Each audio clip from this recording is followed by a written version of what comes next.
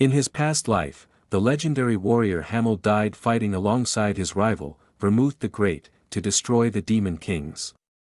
300 years later, Hamel reincarnates as Eugene Lionheart, a 13-year-old descendant of Vermouth himself.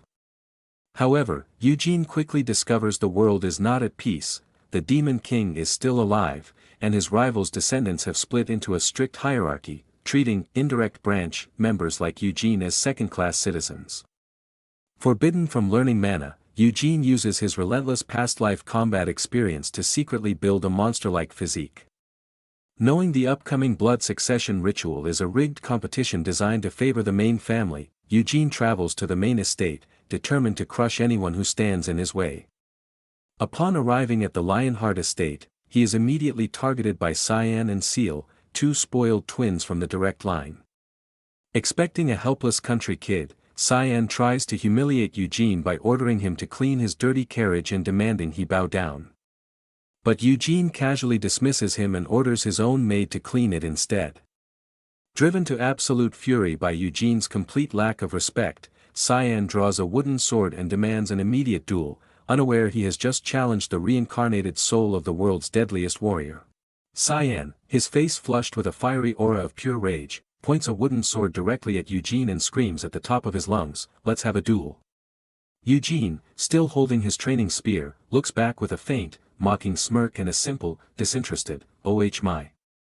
He stands his ground firmly, telling Cyan that as a friend, he really shouldn't use the word duel so easily.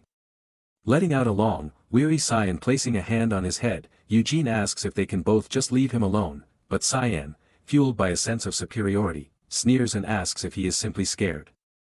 A dark shadow falls over Eugene's face as his eyes begin to glow with a menacing golden light, signaling a shift in his patience. Cyan, completely misreading the room, continues to laugh and taunt him, shouting that if he is too afraid to fight, he should bow his head and apologize right then and there. Eugene remains perfectly calm, gesturing with one hand as he states flatly that he isn't scared at all, but he sees no reason to duel nor any reason to offer an apology. This refusal sends Cyan into a hysterical frenzy. He points a finger at Eugene and bellows that he is trying to run away, even going so far as to insult Eugene's parents by claiming they failed to teach him the meaning of honor. At the mention of his parents, the air suddenly changes, and a massive "Kwang" echoes through the training yard as Eugene releases the heavy sandbag weights from his arms. The weights hit the dirt with such incredible force that they shatter the ground, leaving Cyan trembling and stammering, "WH. What is it?" Eugene doesn't answer immediately. He casually begins to unwrap the weight from his other arm, simply noting that Cyan was the one who asked for this duel. He tosses the final weight into the air with a look of cold intensity, effectively throwing the towel on his restraint. As the weights lie in craters on the ground, Eugene reaches for his outer tunic and rips it off with a sharp swish. The garment hits the floor with a deafening "tchom," the impact so heavy that it sends a shockwave toward the stunned Cyan, Seal, and Nina. Cyan breaks into a cold sweat, his mind racing with the terrifying realization that Eugene has been training with these massive weights all along, while Cyan had foolishly assumed they were just for show. Eugene ignores the boy's panic and crouches down to retrieve his training spear from the dirt. Internally, Cyan is paralyzed with fear, but he catches a glimpse of Seal in the background looking on with excitement. He realizes that if he backs out now, his sister will make fun of him for the rest of his life. Desperate to regain some semblance of honor, he grits his teeth and pulls out a red challenge cloth. With a final, desperate shout, he officially calls out, "Eugene Lionheart. I challenge you to a duel," as he tosses the cloth into the air. The red cloth flutters through the sky and lands in one of the craters created by Eugene's weights. Eugene looks up, his eyes now burning like embers, and simply says, "I accept." The sudden shift in Eugene's aura is so violent that even Seal's playful smirk vanishes, replaced by a look of genuine shock. Before Cyan can even register a movement, Eugene lunges forward like a blur of blue light, striking Cyan squarely in the stomach with the blunt end of his spear in a massive "Kwang." Cyan's eyes roll back and he gags, spitting out a spray of saliva as he lets out a strangled "Kurg" from the sheer force of the blow. Eugene's expression remains icy and detached as he completes the follow-through of his strike. The power of the impact sends Cyan flying backward through the air, his body bouncing off the ground as Eugene stands alone in the center of the yard, the undisputed victor. Standing over his fallen opponent with an air of cold indifference, Eugene simply declares, "I win." As the dust begins to settle around the training yard, Seal sprints toward her brother, shouting in alarm as she asks if he is all right. The impact of the blow was clearly devastating. A close-up of Cyan's face shows him with bulging eyes and puffed cheeks, making a strangled "you-eep" sound as he fights a losing battle with his own stomach. Finally, he collapses, violently vomiting onto the ground while a disgusted Seal covers her face and reels from the sight. Seal turns her glare toward Eugene, her expression filled with a brewing fury. She screams that his actions were cowardly and that the duel they just witnessed was entirely dishonorable. Eugene remains perfectly composed, crossing his arms and closing his eyes with a dismissive air. He asks what exactly was cowardly about it, pointing out that a duel begins the moment the towel is thrown and that it was Cyan's own fault for letting his guard down. Seal isn't convinced, pointing an accusing finger at him. She admits his point is true but remains suspicious, flatly asking, "You trained your mana, didn't you?" Eugene maintains his distance and explains that he hasn't, reminding her that those in the collateral branch are strictly forbidden from mana training until after the blood succession ritual. Seal immediately calls him a liar, insisting there is no way a 13-year-old could swing such massive weights without the aid of mana. She notes that his final attack was so fast that Cyan wouldn't have been able to react, even if he had been on guard. A small, sharp smirk plays across Eugene's lips. He rests his hand on his chin and looks at her with an amused, almost predatory glint in his eyes, remarking that her eyes aren't just for decoration after all. Seal is only further irritated, snapping that he has a foul mouth, to which Eugene jokingly replies that he has heard that particular insult many times before. Eugene then takes a moment to reflect on the exchange, analyzing the fight with a seasoned warrior's eye. He notes that the moment his attack reached Cyan, the boy instinctively stepped backward to reduce the damage. He finds this impressive given Cyan's lack of real-life experience and muses that the boy has genuine potential for future growth. However, he also concludes that Cyan is still nowhere close to being strong enough to be considered a worthy descendant of the legendary Vermouth. The brief moment of quiet ends as Cyan staggers back to his feet, clutching his stomach and trembling with humiliated rage. His face is bright red and streaked with tears and vomit as he screams, "Why you coward?" Eugene just smiles broadly, noting that the twins truly are identical since they both said the exact same thing. He begins walking toward the broken boy, who is still hunched over a puddle of his own sick.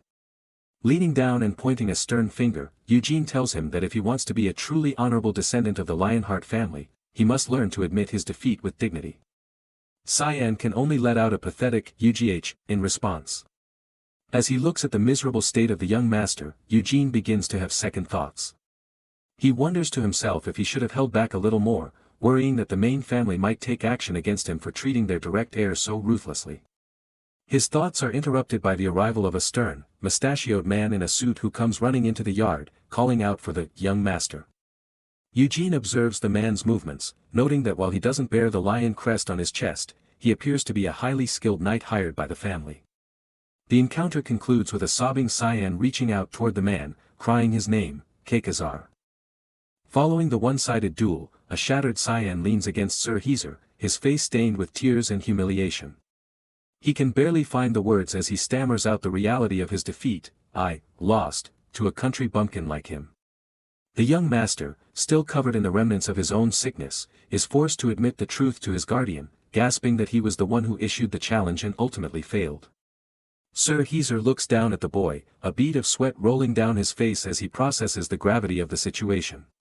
He repeats the word, "a duel," to himself, realizing that this wasn't just a simple scuffle between children. As he looks up, he finds Eugene standing calmly nearby, the boy's gaze steady and unshakable. Eugene breaks the silence, formally introducing himself with a voice that carries far more weight than a typical 13-year-old's. "My name is Eugene Lionheart, and I am from Duel." Heezer recognizes the name of the region, noting that it is the home of Mr. Jihard's family, which Eugene confirms by stating, "Yes, he is my father." But Eugene isn't finished explaining the events of the afternoon. With a sharp, focused glare, he details how the conflict began. "Cyan picked a fight with me, and insulted my father." Cyan attempts a desperate, high-pitched denial, screaming, "I did not," but Eugene continues over him. He recounts Cyan's exact taunts, that he hadn't learned honor from his father and was nothing more than a coward. Eugene's eyes burn with an intense golden light as he stares directly at the knight. Sir Heezer, is that not enough of a reason for me to accept the duel? He asks, putting the knight in a position where he cannot easily defend Cyan's behavior. Heezer is forced to concede, wiping his face as he admits, your reasons are valid. Realizing there is nothing more to be gained from the confrontation, he gently begins to lead the trembling Cyan away, insisting they go to get his injuries treated. As they depart, Heezer offers a polite farewell, hoping to see Eugene again, while Seal waves back with a playful, knowing smirk and a simple, see you. Eugene watches them go, raising a hand in a deadpan wave as he mutters a final, bye. Later that evening, Eugene is found in a massive dining hall, focused on fueling his body with an enormous spread of food. As he tears into a chicken leg, Nina approaches him with news. Eugene asks if she managed to look into the arrivals of the other family members, and Nina reports that Deccan, Hansen, and Jules will arrive the following noon, while Gargis and Desira are expected that evening through the warp gate. Eugene realizes the timeline is accelerating. They're gathering earlier than expected, he thinks, his jaw set as he finishes his meal. The blood succession ritual must be starting soon. Determined and restless, he pushes through the grand, ornate doors of the residence and steps out into the night air. He stands on a balcony overlooking the vast, moonlit estate, his thoughts turning once again to his ancient rival. Vermouth, he whispers into the wind. Looking up at the stars with a look of cold, predatory resolve, the soul of the warrior Hamel declares his intentions for this new life. I'm going to screw your descendants over, he vows, adding with a touch of his old bitterness, and I hope you don't feel too upset about it. He raises a clenched fist toward the sky, asserting that he never asked to be part of this bloodline. With a fierce, wide grin and eyes glowing with the fire of a warrior who has returned from the dead, he makes his final peace with his situation, it's just a damn reincarnation. The scene shifts from the training grounds to a grand, sun-drenched chamber within the Lionheart estate, where the light of a high afternoon spills across an ornate tiled floor. Standing in the center of this opulent room is Anacilla, the second wife of the main house, her towering presence framed by massive arched windows. Before her stand the two twins, Cyan and Seal, along with the knight Sir Heezer, all cast in long shadows that stretch toward the red carpets. Cyan looks down, his face a mask of shame and apprehension as he stands before his mother. Anacilla, holding a closed purple fan, speaks with a voice that is deceptively calm but carries a lethal edge. My son Cyan requested a duel from a kid in a branch family and lost, she asks, the words hanging heavy in the air. A cold, predatory smile touches her lips as she gazes at her broken son and commands, Cyan, come here. Trembling, Cyan walks toward her, his eyes fixed on the floor in a state of visible terror.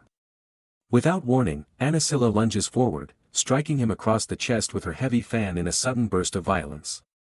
As the boy reels, she leans in close, her eyes beginning to glow with a menacing purple light. Stay still, she hisses, her gaze boring into his soul. Her primary concern is not her son's health, but the nature of the defeat. She demands to know, did that child truly not train with mana? Sir Heezer, standing nearby with a look of profound discomfort and a bead of sweat on his brow, confirms the devastating truth. He tells her that Sir Eugene, the son of Jihad, indeed does not possess any mana within his body. Turning her cold attention toward her daughter, Anacilla asks, Seal, how did your brother lose? Seal explains the encounter with clinical precision, noting that the moment the duel began, Eugene stabbed her brother with a spear. Though Cyan tried to back away, Eugene's spear was simply quicker. Anacilla processes this information, her expression hardening as she realizes the duel was decided by a single strike. Cyan remains hunched over, sweating and humiliated by the retelling of his defeat. He looks up at his mother with watery eyes, his voice a mere whisper as he whimpers, mother. His plea is met with a second, more violent explosion of rage. Anacilla swings her fan again, slapping Cyan across the face with enough force to send him reeling. She bellows in fury, unable to fathom the disgrace. In front of all those lowly things, you requested a duel and lost, she screams. And to a child who lacks mana.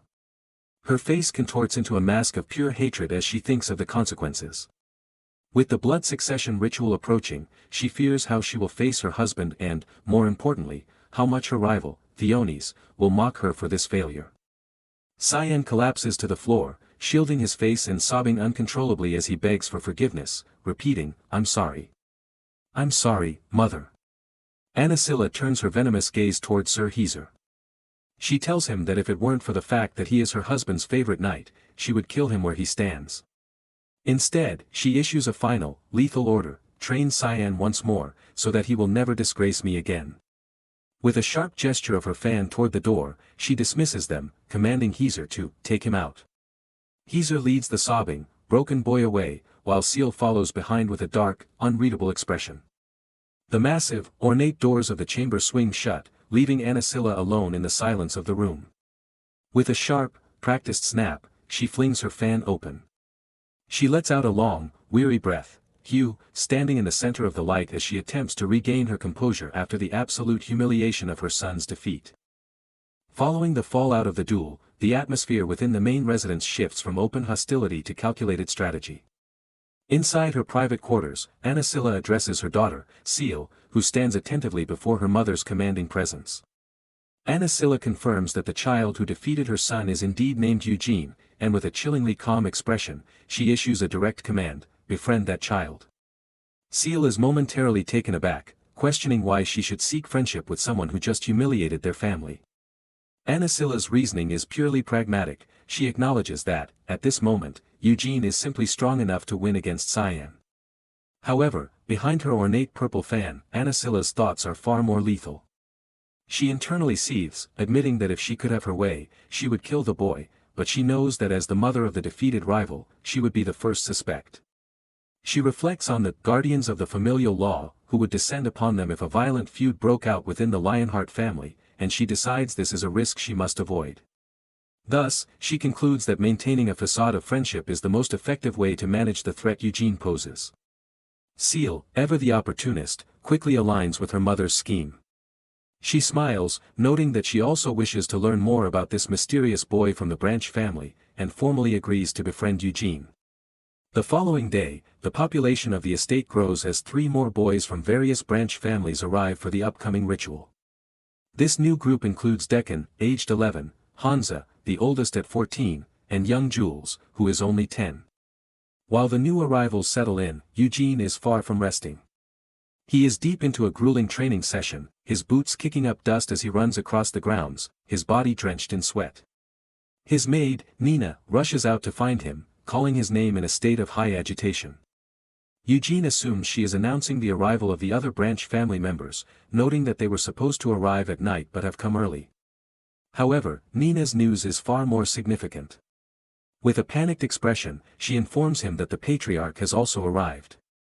The news hits Eugene with a sudden weight, and he pauses, his mind immediately focusing on the head of the Lionheart family.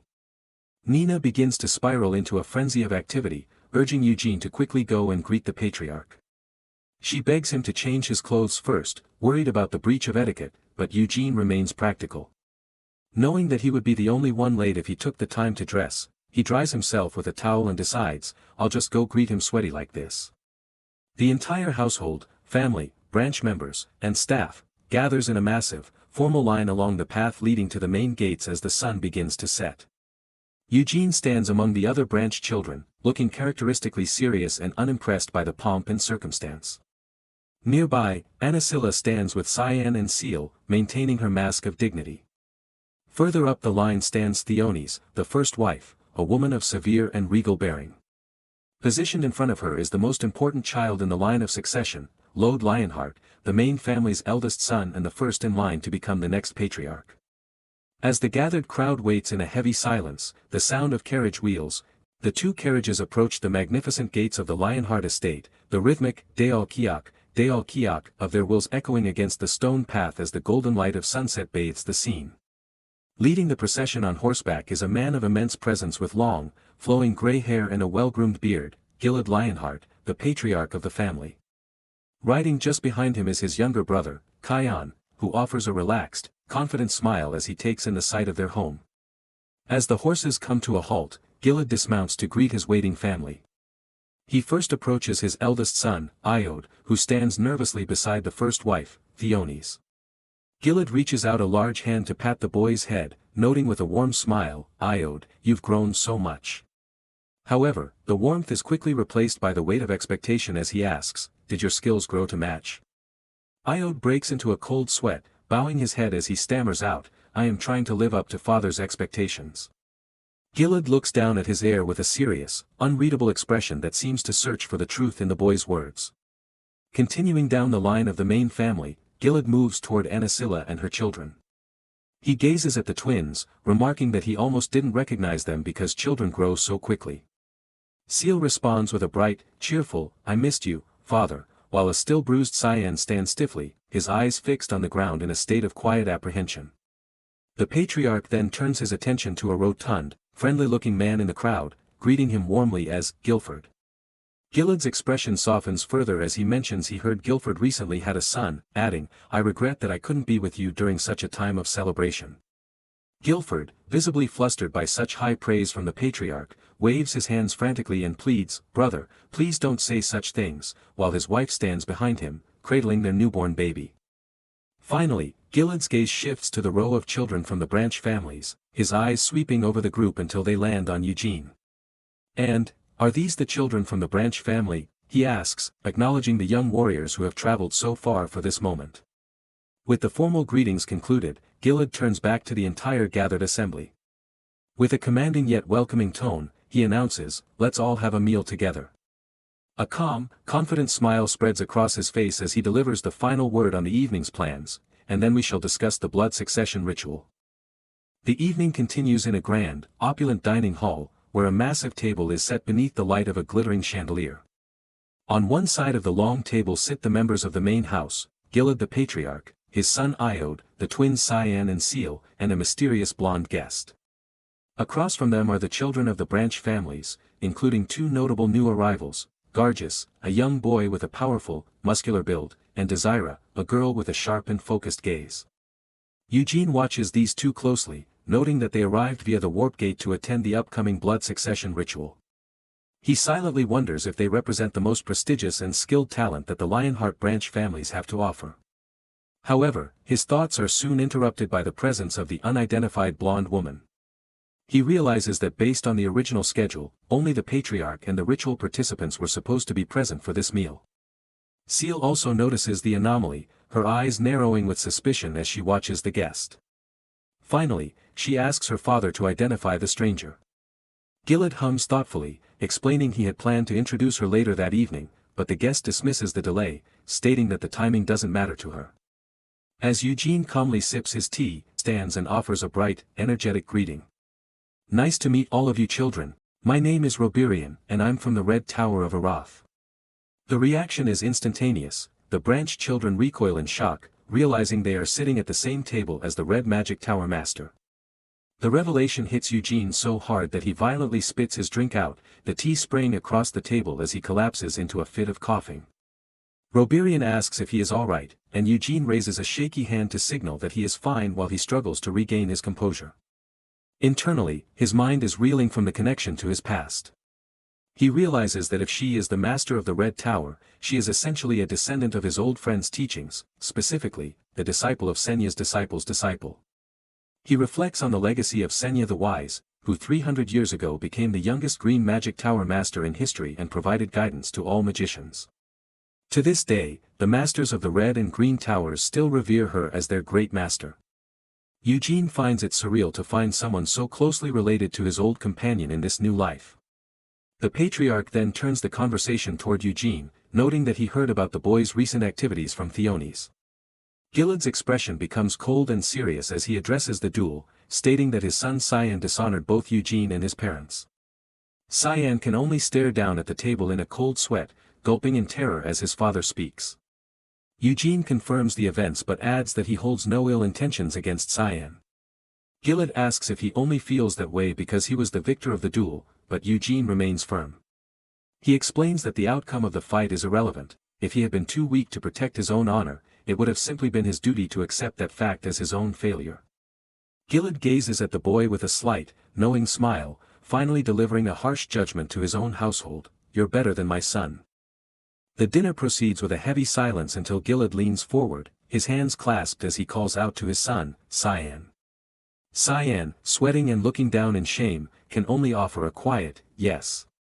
The patriarch's gaze is steady as he delivers a surprising judgment, telling the boy that he is not ashamed of Cyan's defeat. Instead, Gilad confesses that he is ashamed that Cyan is so worried about embarrassing his father that he has no clue what to do. Looking around the long, candlelit table where the other family members and guests watch in silence, Gilad reminds his son that the duel was started on Cyan's own whims. He points out a glaring failure in his son's character. Even after losing to Eugene, Cyan still hasn't offered an apology. Cyan looks up, eyes wide and sweat trickling down his face as he attempts to protest, stammering, but Gilad cuts him off, reminding him that as a Lionheart and a descendant of the great Vermouth, he must learn to respect not only himself, but others. Under the weight of his father's command and the watchful eyes of Eugene from across the table, Cyan finally relents. His face flushes a deep red with humiliation as he mumbles a forced, sorry. Eugene, however, isn't moved by the gesture. He watches the boy with a look of bored annoyance, thinking to himself that it's obvious the kid is only forcing himself to apologize. The patriarch then turns his focus to Eugene, asking if his father is indeed Jihad. Gilad admits with a polite nod that he is sorry, but he does not know Eugene's father personally. Eugene takes no offense, responding with a calm, of course, and noting that it would be odd for the head of the family to be aware of them when they live in such a rural area. When Gilad asks if his remarkable skills came from his father's teachings, Eugene looks up at the ornate, glowing chandelier and explains that while his father taught him the basics, he has trained on his own ever since. This revelation catches the attention of Roberian, who stares at the boy in disbelief, wondering how he could have achieved such strength without a teacher. Gilad's expression shifts into a satisfied, intrigued smile as he concludes that the upcoming blood succession ritual is going to be an interesting one. As the conversation settles, a group of maids enters through the grand doors, wheeling in carts of food. They begin serving the guests, placing steaming plates before a focused Eugene and an eager Gargus. The table is soon filled with a lavish spread of lobster, roasted chicken, soups, and fresh bread. Gilad gestures to the feast, modestly suggesting that the food might not live up to their expectations, but encourages the hungry children to go ahead and eat. Night falls over the estate, the castle windows glowing under the light of a brilliant full moon. Inside, the feast concludes, and the maids begin clearing away the dirty dishes.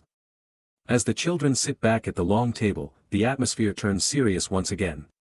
Gilad wipes his mouth with a napkin and announces that the reason he gathered them for this dinner was to share the details of the upcoming blood succession ritual. The branch children, including Gargus, look on with expressions of nervous anticipation. To their surprise, Gilad begins with a blunt confession, stating that as the patriarch, he finds the tradition of the ritual to be far too discriminatory. He explains that the ritual has long been a tradition designed to benefit the main family, who are allowed to train with real weapons and mana while the branch families are strictly forbidden from doing so until the ritual begins. Under these rigged conditions, Gilad acknowledges the harsh reality: there is normally no way a child of a branch family can ever defeat a child of the main family. As the dinner continues, Patriarch Gilad Lionheart looks toward his son Cyan, noting that 3 of his children will be entering the upcoming ritual. He explains that he believes it is only fair to check the potential of every child bearing the Lionheart name, as the true purpose of the blood succession ritual is to identify the rightful successor of the great Vermouth. In his eyes, it matters little whether that person comes from the main family or an indirect branch.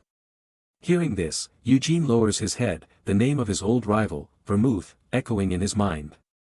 A small, knowing smirk touches his face as he thinks to himself that this descendant, Gilad, seems to be far kinder than the legendary warrior ever was in his own time. Gilad then reveals that he has sought outside expertise to ensure a fair trial, introducing the Red Tower Master, Roberian. She stands with an energetic "good luck" to the children and, with a sharp snap of her fingers, unleashes a flash of magical energy. Suddenly, a glowing, blue holographic maze materializes across the dining table. Roberian announces that this year's ritual will take place within a maze of her own creation, where every participant will enter through a different entrance with the goal of defeating the boss monster at its center. She warns them that the path will be fraught with traps and monsters, illustrating the danger with a small holographic goblin wielding a club. She clarifies that while everything inside is a magical illusion designed to trick the mind, the experience will feel as real as reality itself.